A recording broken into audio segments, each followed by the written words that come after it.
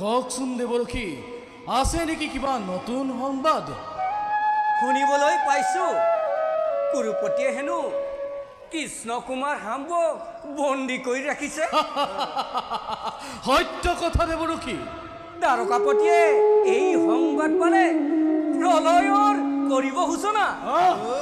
সেই হেতুকে কুৰুপতিয়ে জানি শুনি কৃষ্ণ কুমাৰক এৰি দিয়াটোৱে ভাল হ'ব। অসম্ভৱ দেৱৰখী, অসম্ভৱ। যি বংশৰ নন্দ গোৱাল হৈ জীৱন নিৰ্বাহ কৰিছিল, জৰাসন্ধৰ ভয়ত সাগৰত গৈ লুকাইছিল,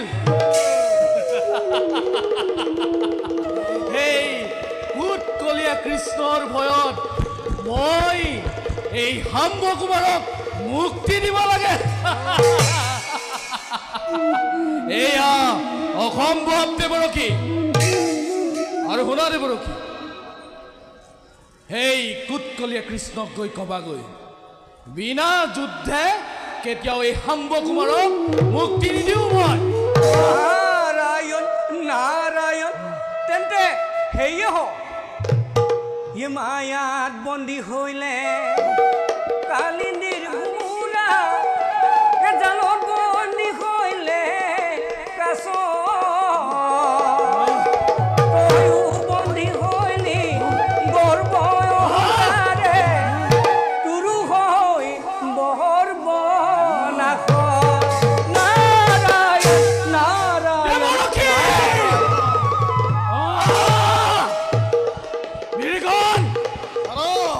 আজিলৈ সভা ইমানতেই ভংগ কৰা হওক।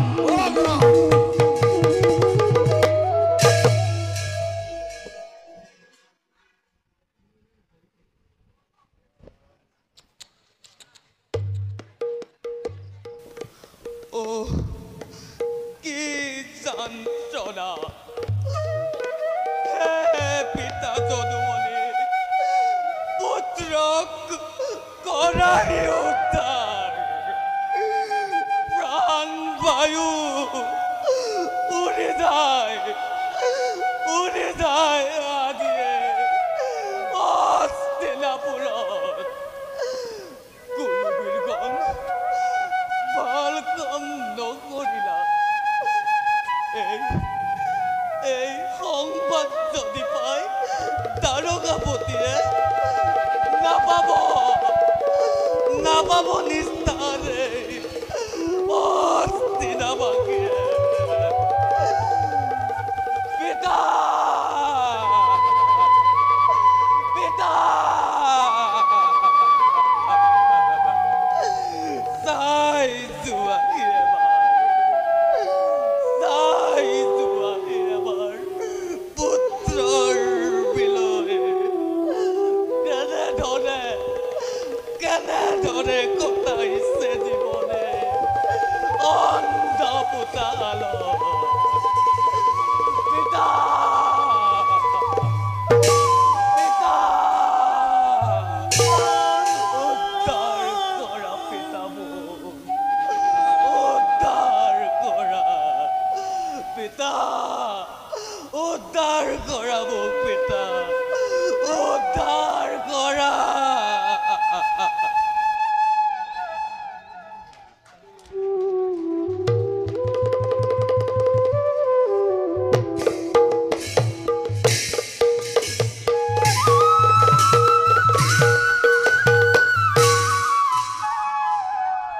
নিত নিৰন জনহৰি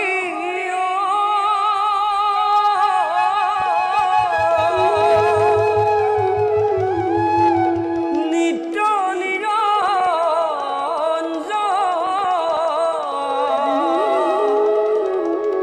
সেৱা কৰি থাকিম প্ৰভু দুখ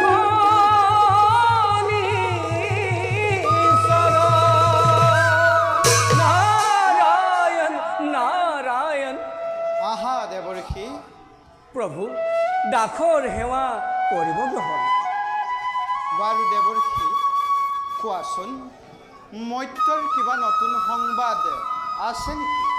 নাৰায়ণ নাৰায়ণ এই কঙাল নাৰদে মৃত্যুৰ সংবাদ দিব লাগে প্ৰভু আপোনাক। আপুনি অন্তৰ্যামী, চৰাচৰ জগততে আপুনি বিস্তাৰিত হৈ আছে, তথাপিও এই কঙাল নাৰদক কৰিছে চালনা। অন্তৰ্যামী হ'লেও নিজ মুখে নহয় ব্যক্ত। জীৱৰাশিৰ প্ৰতি স্তৰে স্তৰে ভিন্ন ভিন্ন আছে কৰ্তব্য নিজৰ। প্ৰভু তেন্তে শুনক, আপোনাৰ পুত্ৰ সাম্বকুমাৰক কৌৰপতিয়ে বন্দী কৰি ৰাখিছে। ইয়াৰ কিবা এটা উপায় কৰক প্ৰভু। নিশ্চয় দেৱৰ্ষি। কি কৈছে দেৱৰক্ষী? বন্দী আছে কৃষ্ণপুত্ৰ হস্তিনাপুৰত। ইমান সাহস কৌৰৱ যাদৱক কৰে তুচ্ছ জ্ঞান। কৃষ্ণ কৃষ্ণ আৰু সহায় নহয়। দাদা, এই নাঙলেৰে চূৰ্ণ বিচূৰ্ণ কৰি হস্তিনা নগৰ উদ্ধাৰি আনিম সাম্বকুমাৰক। শান্ত হোৱা হলধৰ। হস্তিনা আৰু দ্বাৰকাৰ মাজত মধুৰ সম্পৰ্ক আছে। এই সম্পৰ্ক অটুট ৰাখ হলধৰ, অটুট ৰাখ। তেনেহ'লে শত্ৰুতা ভাৱেৰে নগৈ মিত্ৰতা ভাগেৰে গৈ হস্তিনাপতিক সুধি চোৱা যাওঁ, সাম্বকুমাৰক মুক্তি দিয়ে নে নিদিয়ে। চোৱা দাদা, শত্ৰুভাৱে নগৈ মৃত্যুভাৱে গৈ সাম্বকুমাৰৰ মুক্তিৰ প্ৰাৰ্থনা কৰা গ'ল। যদুপতি, সাত্যকী, যদি হস্তিনাপতিয়ে বিনা প্ৰতিবাদে সাম্বক মুক্তি নিদিয়ে, তাৰ উপায় দাদাই ভালদৰেই জানে। দেৱৰ্ষি, প্ৰভু ব'লা এতিয়া আমি দুয়ো যাওঁ নিজ নিজ কৰ্তব্যত হওঁ অগ্ৰসৰ। বলক প্ৰভু।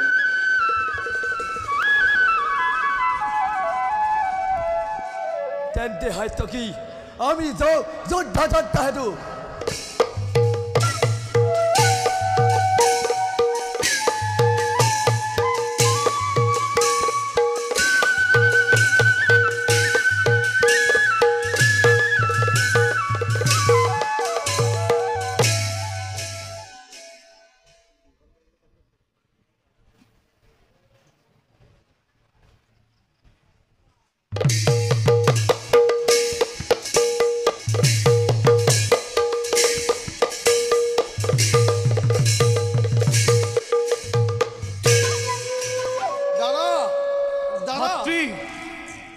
দাদা, ভাতৃ, বলোৰাম আৰু সাত্যকী ৰাজসভাত কৰিছে অপেক্ষা। আপোনাৰ আদেশ পালেই ৰাজসভাত কৰিব বাবে। বলোৰাম আহিছে হস্তিনা নগৰে। হয় দাদা। হস্তিনাৰ আজি সৌভাগ্যৰ দিন। মিত্ৰ আমাৰ দ্বাৰকাবাসী। গতিকে সখা যোৱা, অতিথিক ৰাজ সন্মানে ৰাজসভালৈ লৈ অহা হওক। বলক।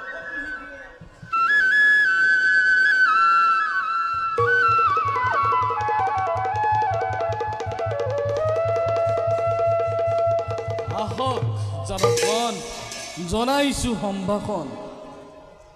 মিত্ৰ আমাৰ দ্বাৰকাবাসী। বাৰু কওকচোন যাদৱ, কুশলে আছেনে দ্বাৰকাবাসী?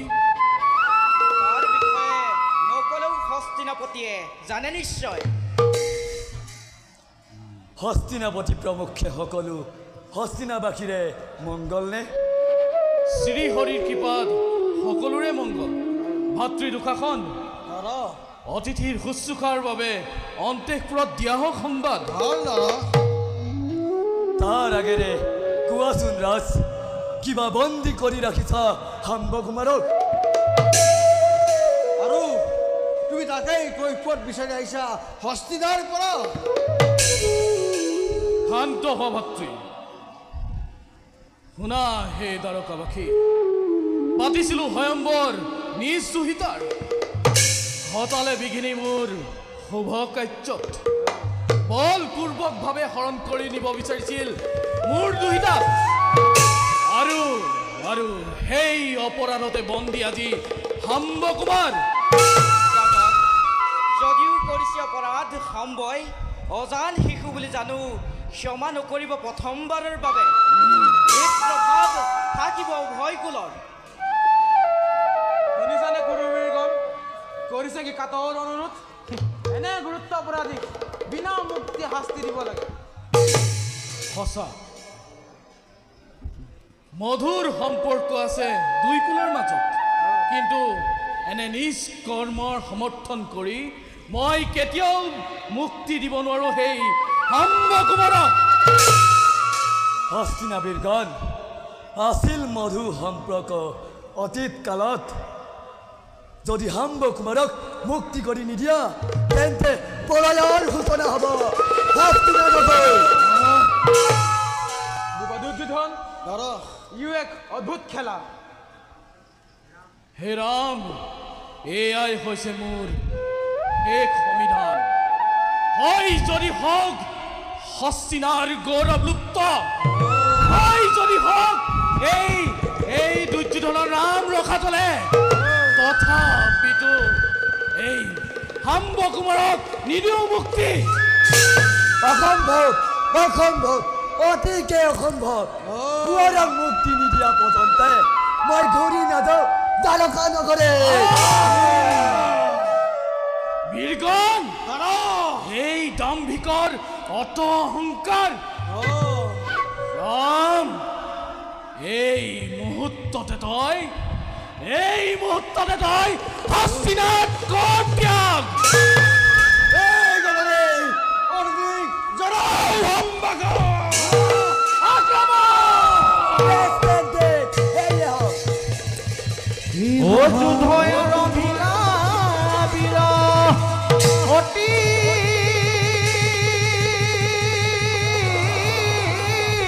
ভয়ঙ্কৰ ৰাম হৰি ৰাম হৰি মূলা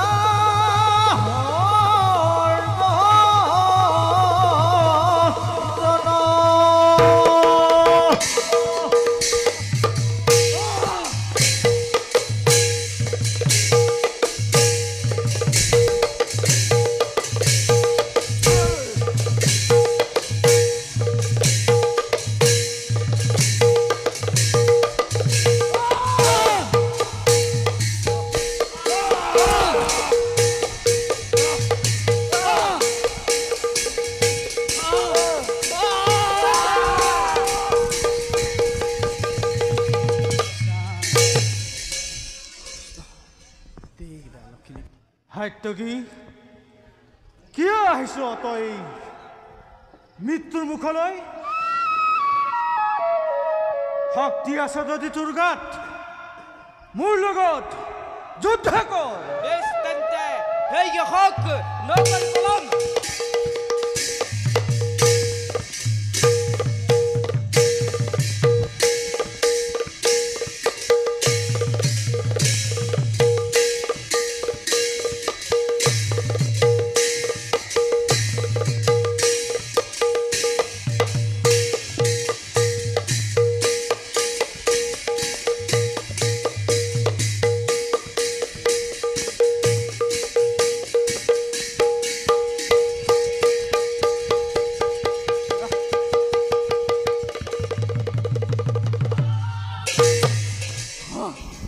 গুৰুপতি, মিছাতে মাতি ললি নিজৰ মৰণ। নিজৰ শক্তি অনুসাৰি যুদ্ধ পাৰ যদি বাধা দে হলা ধৰক। তৰ্ক যুদ্ধৰ নাই প্ৰয়োজন, অস্ত্ৰ নকৰি পলম। সেয়ে হওক।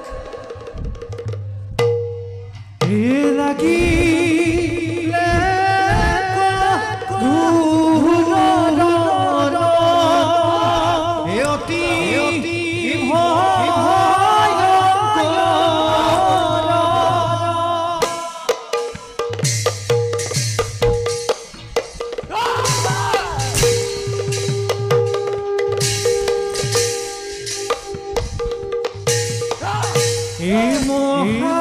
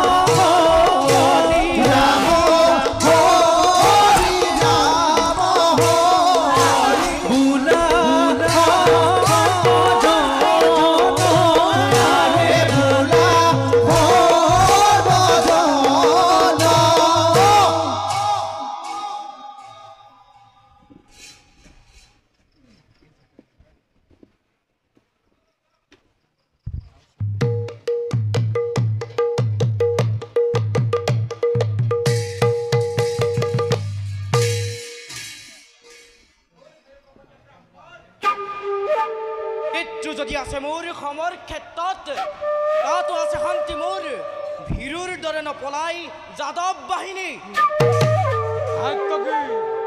মিছাতেই পাতিলি প্ৰহাৰ সমৰ এতিয়াও যিটো শীত উপদেশ যুদ্ধক্ষেত্ৰ ত্যাগ কৰি ঘূৰি যা নিজ ৰাজ্যলৈ তেন্তে সেই হক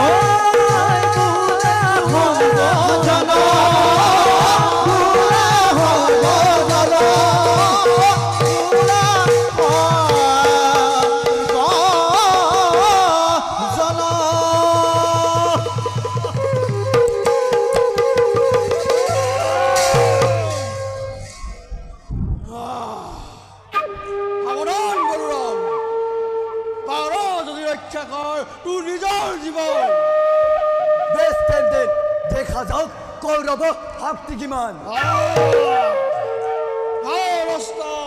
নকৰি বৰং সেয়ে হওক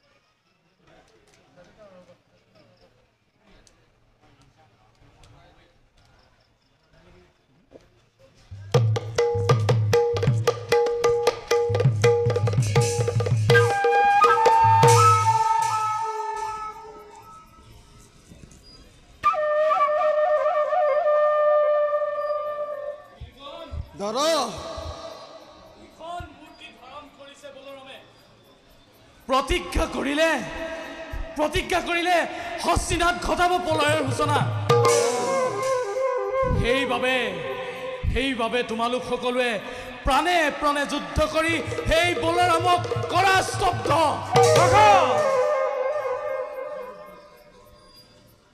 দাদা বাৰে বাৰে যুদ্ধ কৰিও পৰাজিত আমি। মোৰ বোধেৰে সেই কলীয়া কৃষ্ণই চালনা কৰিছে আমাৰ ওপৰত। গোপাল মোৰ মনেও তাকেই কয়, নহ'লেনো পাৰে না জিনিব কওঁ নহয় মহাবীৰক। নুশুনাবা আৰু সেই কুৎকলীয়া কৃষ্ণৰ কথা। ই যদি ইমানেই মায়াবী আছিল তেন্তে কিয় হৰণ কৰি নিছিল এই বিস্মকৰ কন্যা? এই কুৎকলীয়া কৃষ্ণলৈ কোনেও নকৰিবা ভয়। ময়ো যাওঁ বলোৰামৰ সন্মুখে, যাওঁ চাওঁ আজি যাদৱৰ শক্তি কিমান।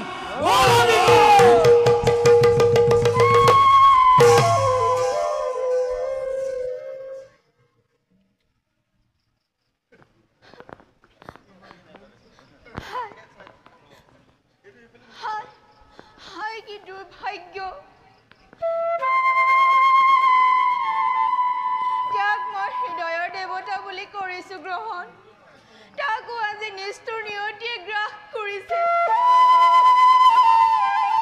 পিতা পিতা এয়া তুমি ভুল কৰিলা। পিতা তুমি ভুল কৰিলা। বহু আশা বুকুত বান্ধি আপোনাৰ দুইটাই শাম্ব কুমাৰৰ স্বামী ৰূপে কৰিছো গ্ৰহণ। তেওঁৰ অবিহনে মোৰ নৰৈ জীৱন। নাই এনে কেতিয়াও হ'বলৈ নিদিওঁ। যাওক পিতৃ বাক্য, যাওক হস্তিনাৰ গৌৰৱ।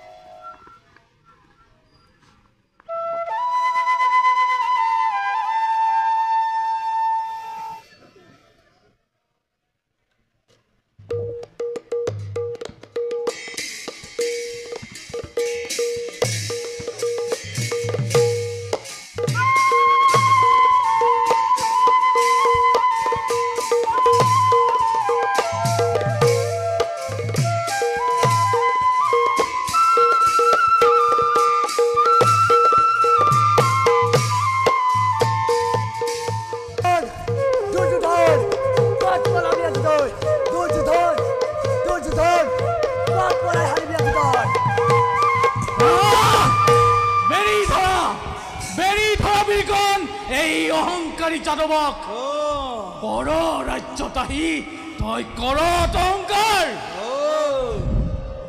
বাৰে বাৰে পলায়ন কৰি পুনৰ হিগালৰ দৰে আহিছ যত মানে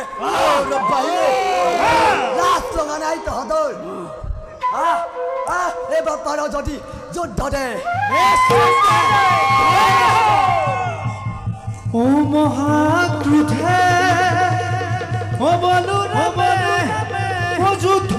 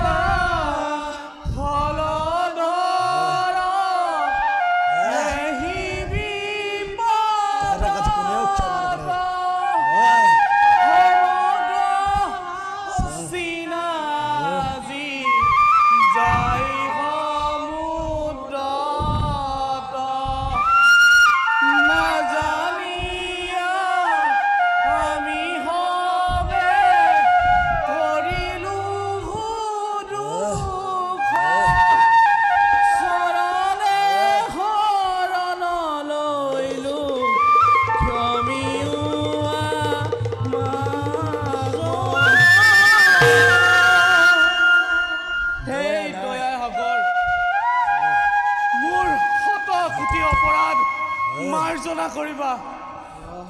কৰা হলধৰ বিনা চৰ্তে মুক্তি দিম মই শাম্ব কুমাৰক মোৰ দুহিতাক লৈ যাবা তুমি হস্তিনা নগৰে দ্বাৰকা নগৰে গতিকে ক্ষমা কৰা হলধৰ ক্ষমা কৰা হলধৰ ক্ষমা কৰা দয়া নাই ক্ষমা নাই আজি তহঁতক কোনেও ৰক্ষা কৰিব নোৱাৰে তোমাৰ দুখতে আজি হস্তিনাবাসী হ'ল ক্ষমা কৰা হলধৰ নাই ক্ষমা কৰা কোনেও ক্ষমা কৰিব নোৱাৰে ক্ষমা কৰা হলধৰ যদি নিজৰ মুক্তি বিচাৰিছা তেন্তে দিয়া শাম্ব কুমাৰক মুক্তি দিম মই এই মুহূৰ্ততে শাম্ব কুমাৰক মুক্তি দিম ভাতৃ দুখাখন শাম্ব কুমাৰক লৈ অহা হওক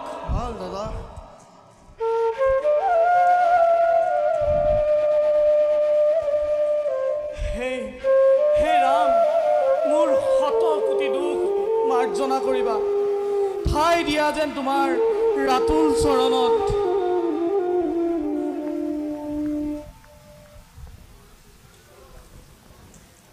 সেই যাদৱবাসী সেই সভাসদ সেই মুহূৰ্ততে সমসাক্ষাততে মই মোৰ কন্যা লক্ষণাক কৃষ্ণপুত্ৰ শাম্বৰ হাতত কৰিলোঁ অৰ্পণ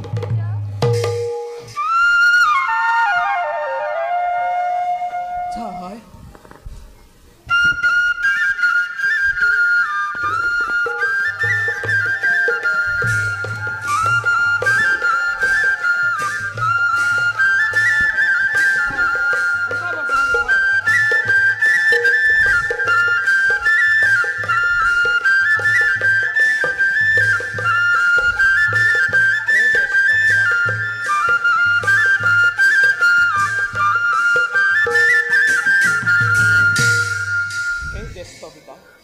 অপৰাধৰ শত অপৰাধ কৰক মৰ্দন উঠা বছা চিৰঞ্জীৱী হোৱা তোমালোক